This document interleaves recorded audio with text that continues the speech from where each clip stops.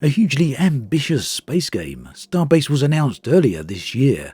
Developer Frozen Byte Games' intent was originally to release the game into early access in the later part of 2019. However, as we are closing in on the end of the year, it has naturally begun to raise a number of questions on exactly when this would occur. Well, Frozen Byte have now announced that the early access phase of the game will be delayed, and as yet they haven't set a time frame for when it will be delayed till. They state that their current focus is to get the closed alpha underway as soon as possible, and then increase the number of alpha participants in stages. Essentially then, they want to ensure that the game is in a good condition before releasing it into early access. Overall, I think this is a very good move, as releasing into early access before the game is ready would likely have poor results. Nevertheless, Frozen Byte continue to highlight impressive features for Starbase with regular dev posts and video releases. Now, I have discussed some of this content in past videos, which you can see linked in the video description. However, I'd also like to take this opportunity to highlight some more recently revealed features. Now, one of these are the new mega stations. These offer many facilities, including shops, repairs, jobs, insurance terminals, and much more. The locations are massive and can easily be hundreds of meters to multiple kilometers in size.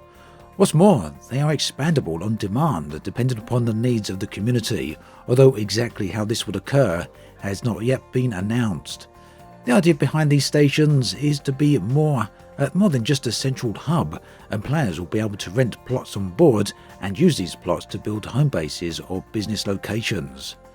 Due to the sheer size of these stations, along with the number of facilities, public transport will be available to aid with travelling throughout the stations. And the mega stations themselves are not the only stations.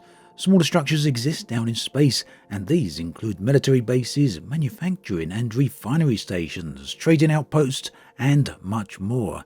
Now, some of these places can be situated inside a safe zone where no harm can come to players or their ships.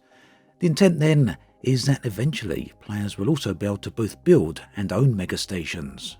Now, within the game, you take control of a robot body, also known as the endoskeleton. Endoskeletons come with the ability to navigate the environment by both walking and through the use of built-in jetpacks. The endoskeletons can be upgraded in a variety of ways, with 19 body slots given somewhat unique appearances for the player, with each part also being coloured. Now, these can be mixed and matched, so essentially you can build out your totally unique or own appearance. Now, overall, the game looks like it will be very well organised, with many different menus for the various features of the game. Frozen Byte highlighted the player's CV, which contains all manner of details that can be accessed and updated. This is also shareable to other players. This then links into the social aspects of the game, which appear as though they have been extensively fleshed out. This is pretty important with the game being an MMO, so knowing that the developers are aware that it's important to launch with comprehensive social tools is certainly a good sign here. Starbase then features player groups or guilds, which are known as companies, and with the much larger groups being called factions or eventually evolving into factions. Companies can have different focuses depending on what the players want to achieve, so this could be building, combat, exploration, or a number of other activities. So much of this ties back into the menus that I mentioned earlier, which look as though they will grant players extensive control on how to set up their particular company. This also allows players to set roles, ranks, as well as respective permissions for each of these.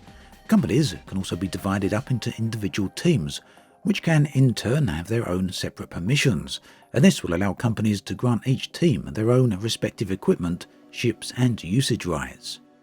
Once companies become large enough, they can become factions. For initial release, Starbase will have two factions, the Empire and the Kingdom. And these two factions will be at war with each other, and it will be possible for players to join one of these factions if they so choose. However, there will be requirements to join up, which appear as though they will be influenced by reputation.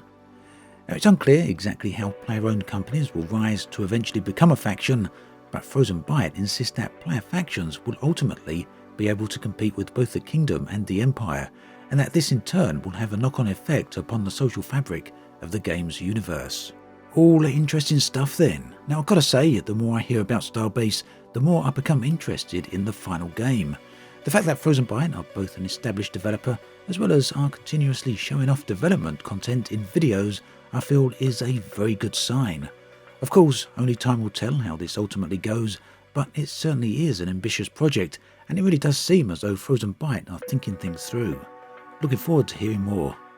As always, thanks for watching, and I'll catch you guys and girls next time.